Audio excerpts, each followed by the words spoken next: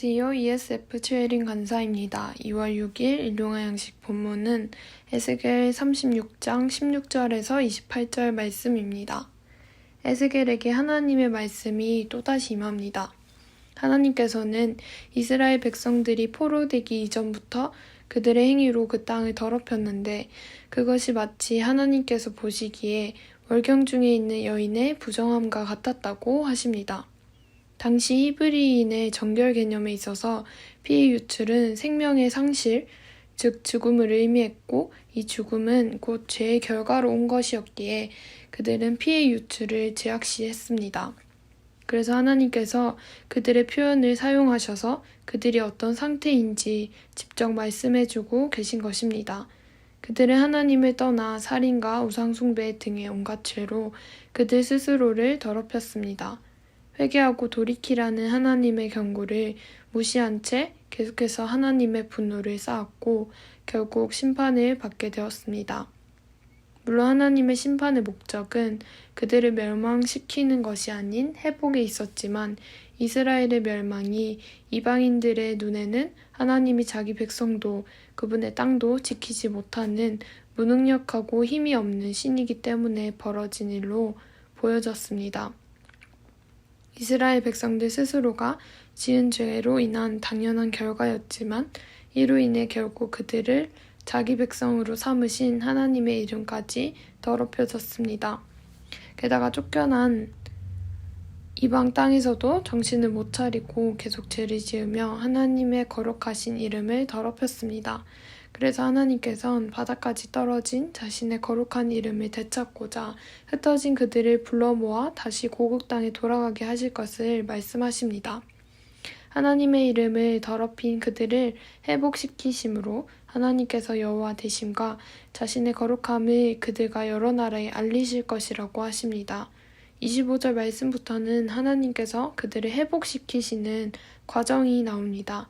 먼저 더러운 것이 묻었을 때 물로 깨끗이 씻어내는 것처럼 맑은 물을 그들에게 뿌려서 포로되기 이전부터 행해왔던 온갖 우상숭배와 모든 더러운 것들로부터 깨끗이 씻어내 그들을 정결하게 할 것이라고 말씀하십니다. 그리고 하나님을 온전히 섬길 수 있도록 그들 안에 새로운 마음과 새로운 영을 주셔서 돌처럼 굳어져 있는 마음을 제거하고 대신 살처럼 부드러운 마음을 주겠다고 하십니다. 그래서 새로운 마음으로 하나님의 뜻을 행하고 지킬 수 있도록 말입니다. 하나님께서 그렇게 하시는 이유는 그분의 백성들이 정결하고 거룩하게 살아가길 원하시기 때문입니다. 그러나 우리 스스로는 거룩하게 살아갈 수 없는 존재라는 것도 잘 아십니다. 우리 역시도 내 안의 죄성을 마주하게 될 때마다 하나님의 자녀로 거룩하게 살아가는 것이 불가능한 일이 아닐까라는 생각을 하게 됩니다.